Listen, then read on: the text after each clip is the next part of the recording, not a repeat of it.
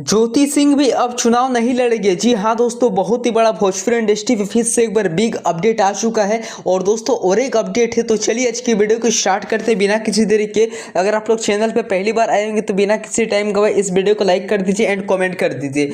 देख सकते हैं दोस्तों, ज्योति सिंह जी का बहुत ही बड़ा एक ऑफिशियली अपडेट आ चुका है। आखिर क्या कुछ लिखा हुआ देखिए दोस्तों।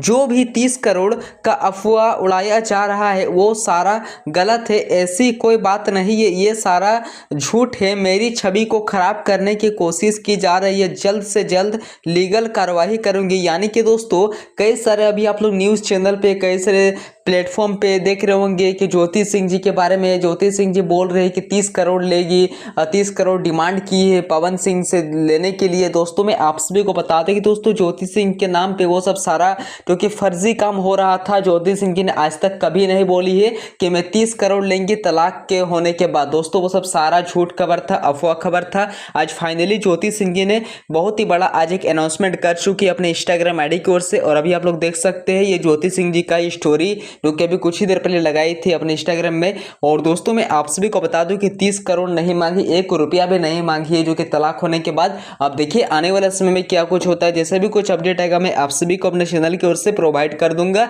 और दोस्तों जो 30 करोड़ का बात है, तो ज्योति सिंह को बदनाम करने के लिए साफ साफ किया जा रहा है कि जैसे कि ज्योति सिंह जी हार जाएगी और उनका छवि खराब हो जाएगी, बस यही मुद्दा ही और कुछ नहीं है। तो और हाँ दोस्तों मैं चाहता हूँ कि आप सभी को वीडियो बहुत ही अच्छा लगा होगा, प्लीज एक अपना एक ओपिनियन शेयर कीजिएगा कि ज्योति सिंह को चुनाव लड़ना चाहिए या नहीं।